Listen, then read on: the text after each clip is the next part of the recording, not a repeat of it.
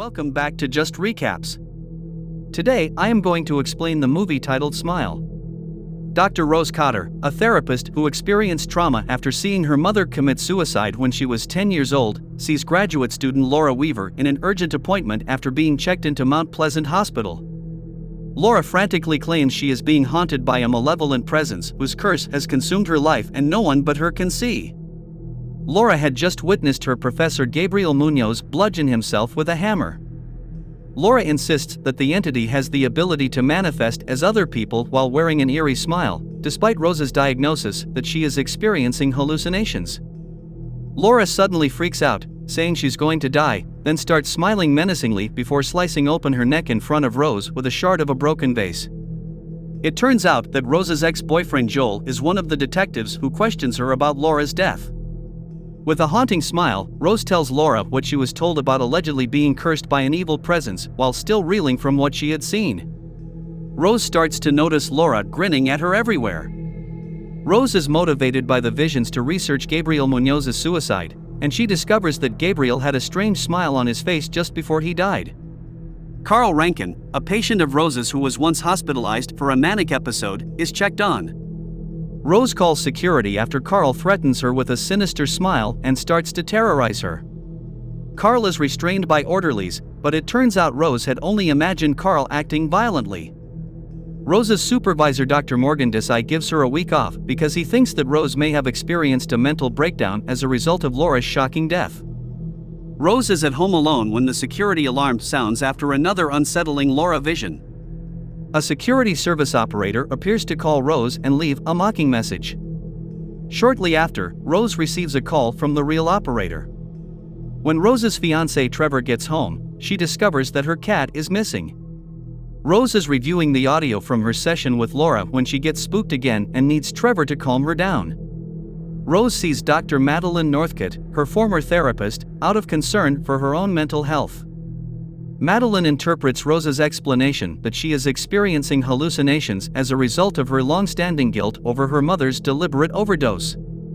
Madeline rejects Rose's request for a prescription for an antipsychotic drug.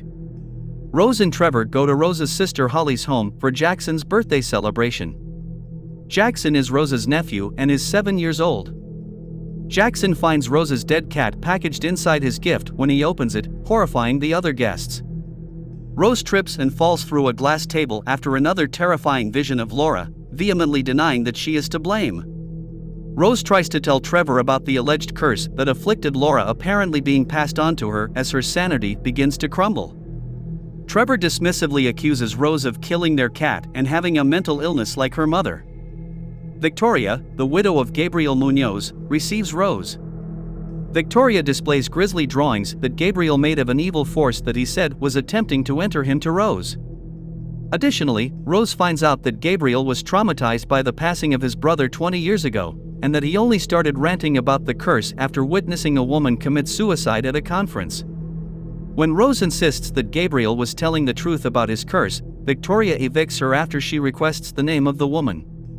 Joel is persuaded by Rose to assist her in putting together more clues. Gabriel Munoz's real estate agent, Angela Powell, was found dead, and Joel uses his law enforcement computer to access a file for her. Additional video reveals that a few days before she passed away, Angela witnessed a happy man at a gas station suddenly hack his own neck with gardening shears.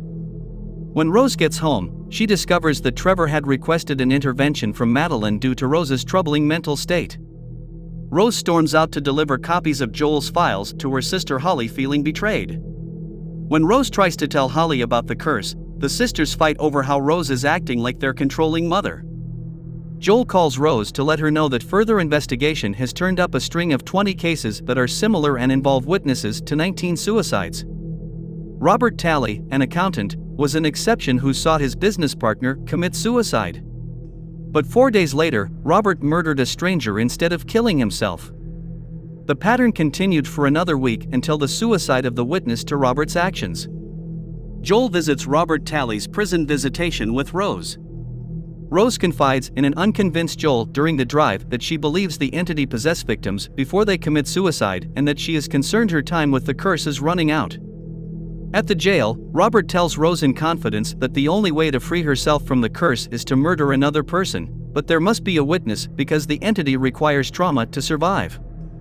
When Robert realizes Rose is currently under the curse, he suddenly becomes anxious. Madeline pays Rose a visit at her house. When the real Madeline calls Rose on the phone, Rose realizes the presence is posing as her. Rose is in danger from Madeline's grinning double. Rose takes a car to the hospital and carries a kitchen knife. In her dream, Rose sees herself murdering Carl in front of Dr. Desai, who then rips off his own face. Before Rose quickly speeds off, the real Dr. Desai finds her in her car with the knife and tries to get help. Based on their conversation with Rose's worried boss at the hospital, Joel calls to inform her that there is an APB out for her.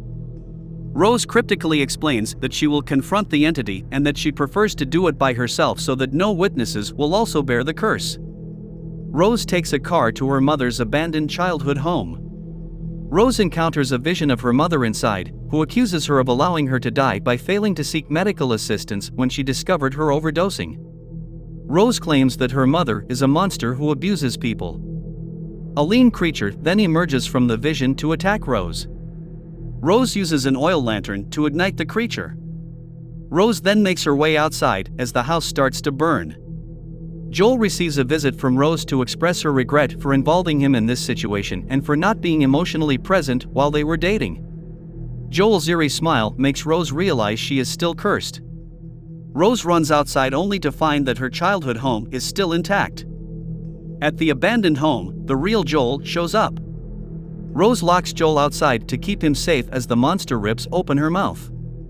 Joel enters the house just in time to witness Rose light herself on fire while grinning menacingly. Thank you for watching, and I hope to see you again on my channel.